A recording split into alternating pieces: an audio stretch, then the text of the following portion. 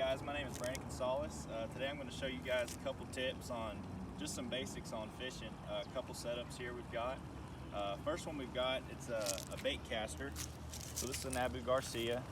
Bait caster means that this spool is open, so everything that's controlling your line going in and out is your thumb. You can see right there, let it out, it goes down. Clamp it down, it stops.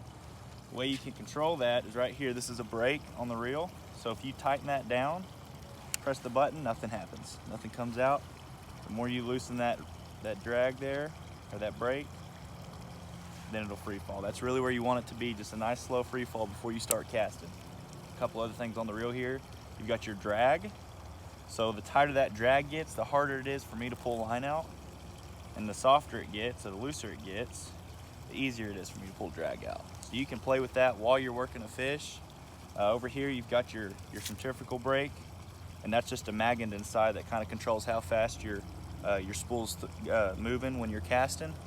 So once you've got all that set up, those will be your first big things before you start casting the bait caster. So I've got that nice easy retrieve there. Now when I cast it, you're gonna press the button right here and clamp the spool down with your thumb, okay? So when I come back, I'm gonna release with my thumb about right here to get it in the right spot where I want it to be. You can do, so just a nice easy overhand cast. And as soon as that bait hits the water, you wanna clamp down with your thumb again. If you don't clamp down with your thumb, that spool will keep spinning and your line will come out and it'll create a rat's nest. So you don't want that to happen. So you wanna clamp down as soon as that bait hits the water. And right now I'm throwing a little soft plastic fluke, so it's a weightless bait. It means it's gonna sink really slow in the water column. So it's gonna be a nice slow retrieve, and you just give it a couple twitches, bring it in and reel, twitch it, bring it in and reel, twitch it, bring it in and reel. What that fluke's doing, it's got a little fork tail, and when it comes across, get it back in there. When it comes across, it's gonna dart in, it's gonna imitate a bait fish. It's gonna kind of jerk this way, jerk this way.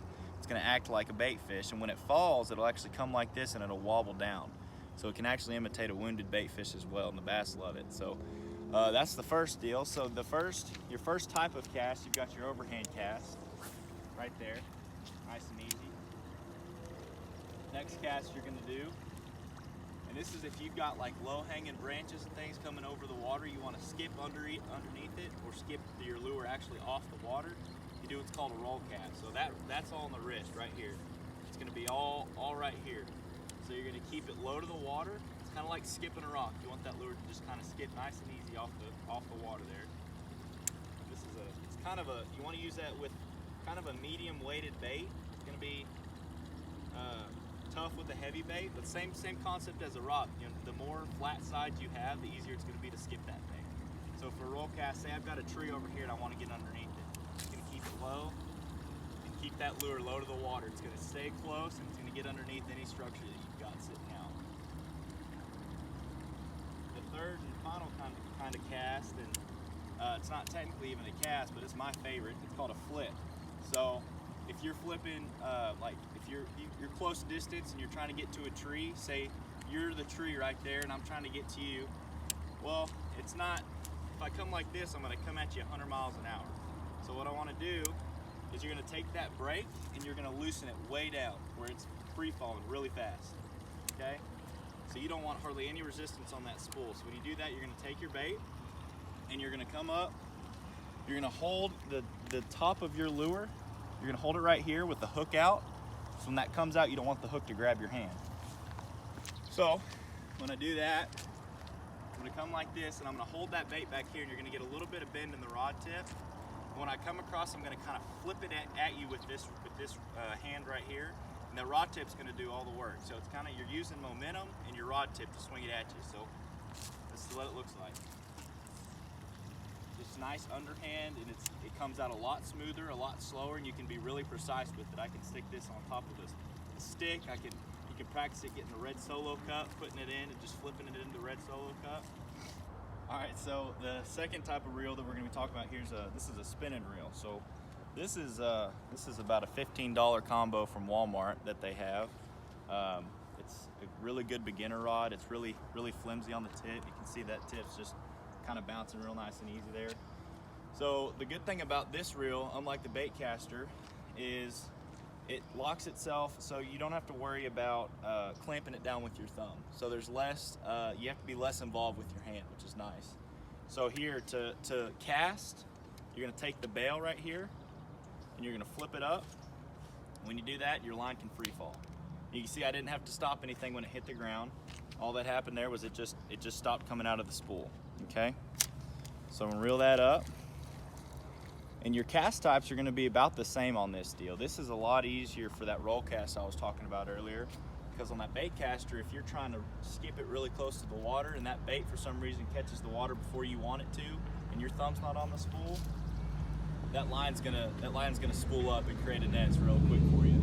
So here, you can hit the water anytime you want. I can slam it into the water and it won't rat's nest on me. So same type of deal.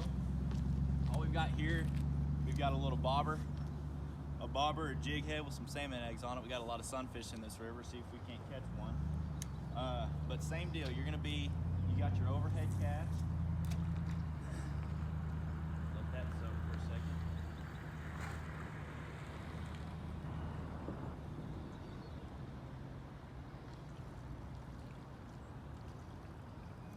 Now that's what you want to do. Now we caught a nice leaf here. That's a good heavy leaf right there, it's a healthy one. Oh, 2 leaves, look at that. Okay, next you got your roll cast, same deal as the bait caster. Come underneath, just gonna fling it out there, let it sit.